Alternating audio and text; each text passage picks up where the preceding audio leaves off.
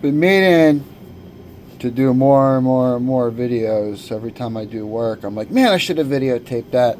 Then I have customers like reminding me, like, hey, you should be videotaping that. It's some good content. So, look, I was polishing this fretboard. I'm like, let me turn the camera on here. We got some good stuff going on here. It's a custom neck. I'm making for a customer. It's all rock maple, curly rock maple too. Now this has no finish. This is just bare natural, and it's popping just naturally. It's popping. I think I got a little polish on it here, but so their spec was bare neck. They're gonna use some oil on it, right? They're gonna use their preference of oil. So we sand this up to 1,000 grit, get it nice and smooth.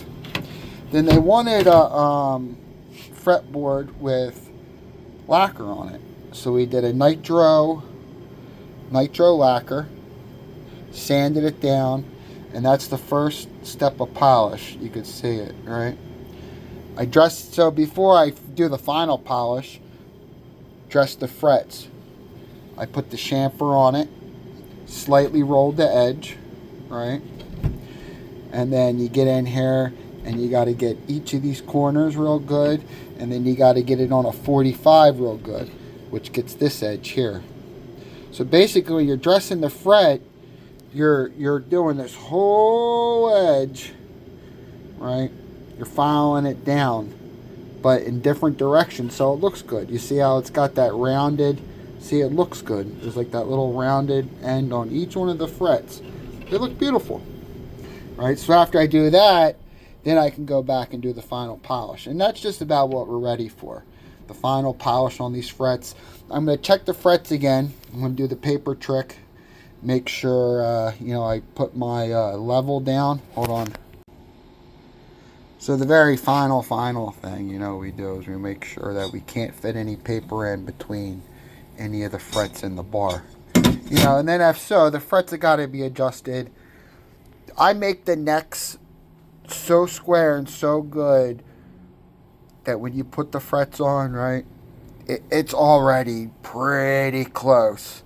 They're really, really, really close. I mean, sometimes I got to do a little bit of work. One of the frets might be a little high, but it's usually pretty close. And that's just spending a lot of time, detail, and attention when making the neck, right? The necks like this, you'll see them on eBay for a lot cheaper.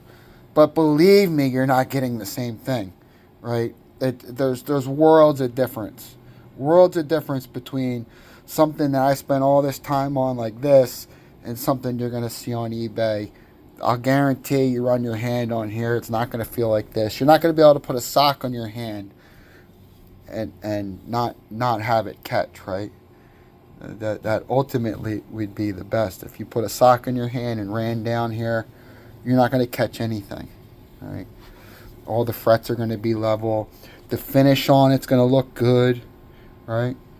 So ultimately, when it's all done, it's going to be perfect. It's going to be ready. It's going to be playable.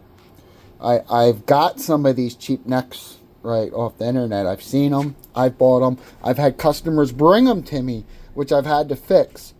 By the time you put the time and money into them, you might as well have just spent a couple $100 and bought a custom neck, right? Which is set up, ready to go, and perfect for you. Just saying. But anyway, this neck will be going off to Germany. It's going to be getting the hip shot retrofit locking tuners in black, and we're going to put a black self-lubricating nut on there too. I'm going to pull that one off, put a black one on. I already had that one on there, and he goes, why don't we go with black? Which, totally correct. The black would match with the black core and the black tuners. This neck is going to be awesome. This is going on a Schecter PT. The Schecter Pete Townsend, which is essentially it's a Schecter Telecaster, right, with some killer humbuckers on it. Typically that's what they are, right? And so It's going to be beautiful. This is going to be awesome. This is going to be real awesome. I get excited, right? I get excited with the things I make you guys. When it gets me excited, that's a good thing, because you know you're going to get a good product. So anyway, that's all I got for right now. I'll let the customer see their neck. This, instead of taking pictures and sending it to them, say this is where I'm at, it's what I'm doing, I can just give them the video. So this is a lot easier. Get a little bit of YouTube content out there. And that's about it. If you guys want to reach me, I'll leave my contact information down in the description. You can contact me via the website, which we don't have up and running yet, but we do have way to contact me on there, or my email, or eBay. I'm on eBay, right? Because we don't have the web page going yet, so we're all solely on eBay. Want to purchase anything, do it through eBay. We don't have to do it on eBay. Like, I can bill you and all. We could do it that way. I do have the pay thing set up with GoDaddy, you know, that we can use, or Venmo, or whatever you guys want to do, we can do. But for me, I'd rather just keep it on eBay. It makes it easier. Most of my orders are on there. It is what it is. So, everybody, have a good day, have a good night, have a good whatever it is, wherever you're at. And I'll see you guys on the next video. Peace.